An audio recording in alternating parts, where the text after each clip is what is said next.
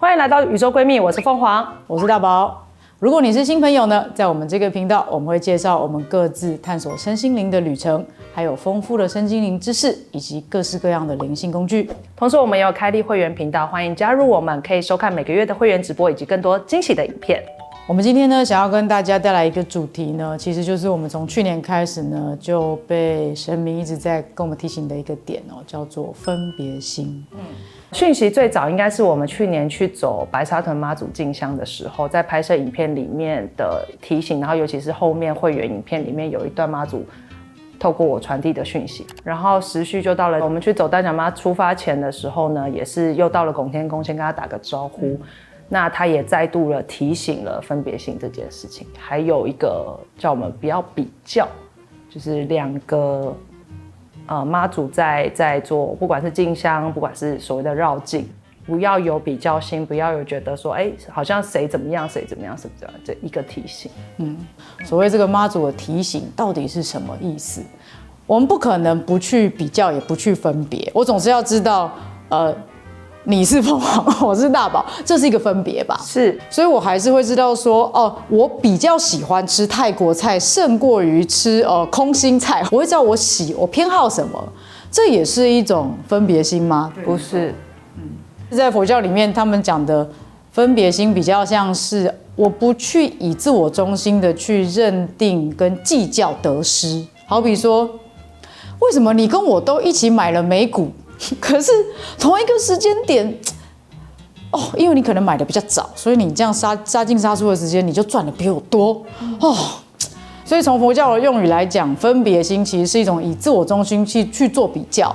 的一种计较心，然后呢，从而会产生了所谓的烦恼心。对，我会觉得在生活中很常遇到，就是我记得我之前在讲放下控制那集也有，比如说有人来问我一个讯息，我以前就是很鸡婆，全部都讲。后来我也想要学你啊，就是我有心情，我先照顾好我自己，我有余力再讲。可我后来发现我还是没有办法那样，因为我们本质就是不一样的人。所以后来我可以做的方式是，我接受我就是一定会回复你，只要你有提问。但我能做到的事情是，你提问完我回复你之后，你要不要做，我不去控制。你的分别心意思就是没有好坏的意思，没有不去区分二元的对错这样。而且我会尊重并理解，你会是那个样子，而我会是这个样子。我跟你之间绝对是有差别的，然后没有谁对，没有谁对，没有谁高，没有谁比较厉害，没有。但这个差别是存在的，因为我们都是一个独立的个体嘛。放下分别心的意思是，并不是一直只看到这些差别，或者是在这个差别里面去区分好坏、善恶，而是因为这样子的差别，我们更能去看见自己的内在。因为它的最重要的提醒还是神不在外，神在内，是真正自己内在嘛，你才是你的神性嘛。所以如果你今天看到你跟妈祖之间的爱的差距，我们可以理解，我们跟妈祖之间有爱的差距，很大的原因是因为他们有无穷无尽的时间，有不受距离跟空间的能量的范围，可以去给予可以去照顾。可是我们人一天只有24个小时，我要吃饭睡觉工作养活自己跟照顾我爱的人，所以我们永远不可能做到他们那样所谓的无条件的爱嘛。我们以前也有聊过在会员里面。那我理解了，好，我知道这是我跟妈祖之间的差别，那不代表我比妈祖还要不够照顾我家里的人，不代表我比妈祖还没有爱。或许是啊，但也没有关系啊。对，但那也没有关系，是啊，不需要因为这样而去贬低自己。还有一个我们也很常遇到的例子，就是那个吃素。对，真的你们这个程度的灵修者怎么没有吃素？吃素比较好啊。其实所有你的疑问呢，它必然可以找到一个历史的脉络跟原因。但是即便这些所谓的历史的脉络，或者是所谓的证据，所谓的支持性的理论放在你眼前，你依旧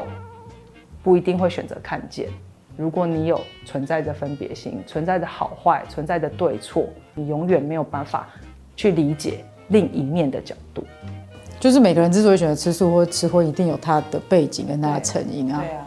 但是因为我选择了某一个选项，而我认为它是对的，所以我就会去否定其他人是比我低下的，或者是拿这个你认为对的这个理由去 against 所有跟你相反的答案跟选择。我后来发现，就是其实真的是同一句话，他之所以在那个时空说话，是因为他是对这个人说话，或者是对那个时候的集体意识说话。他一定是这个话出现的时候，一定是有特定的时空背景跟那个脉络的，所以这句话直接把它拿过来讲，用在我们这个时空，很多时候我们会很难理解，或甚至是会有一些其他不符合当时状况的解读产生。所以这还是为什么我们在解读很多过去的经典的时候，会有百百种的注释，就是因为这样。那每个人可能都会挑到一种他喜欢的，可他挑到他喜欢的时候，他就会去否定其他的解释法。如果他可以接受这个解释有其他可能的时候，他其实就已经脱离了这个对错跟分别的一个状态。我确实后来有认识到一些我觉得非常有智慧的人，他们其实从来不会跟你争对错，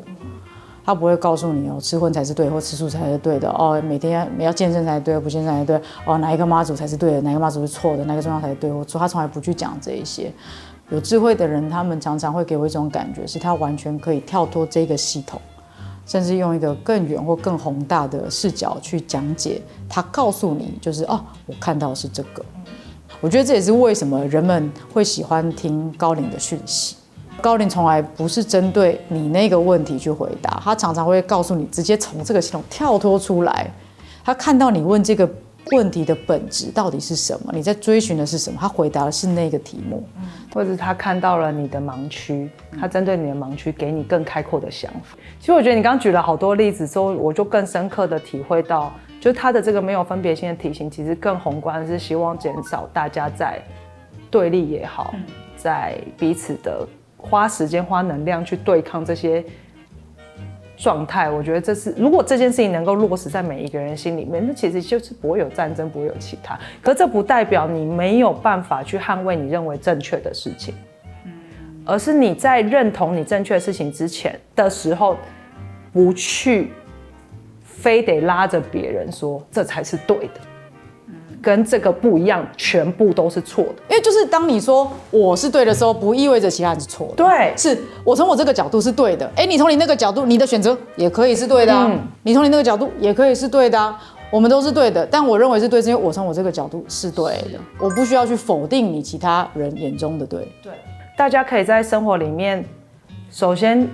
先培养自己有安定自己的能力。在这一次一次的思辨里面，你会更了解自己，然后而且也可以更宏观、更客观的，不能讲客观，大家都是主观的，更宏观的去看待生活中发生的每一件事情，去理解每一件事情发生，它必然有后面的脉络、跟理由、跟原因。然后佛教所讲的分别心，就是从自我中心的去计较这些利益的得失，其实确实也是一个大家可以真的好好的去放下的一个烦恼啊。所以其实这真的没有绝对的好坏对错，一切就是从不同的角度看而已。而当我们可以从一个分离的视角变成一个更共好、更一体的视角的时候，很多的事情真的都完全不一样。如果你对于分别心有其他的见解，或者是有想要补充，或者想跟我分享你们放下分别心的故事，再留言让我们知道。那我们就下次见咯，拜拜。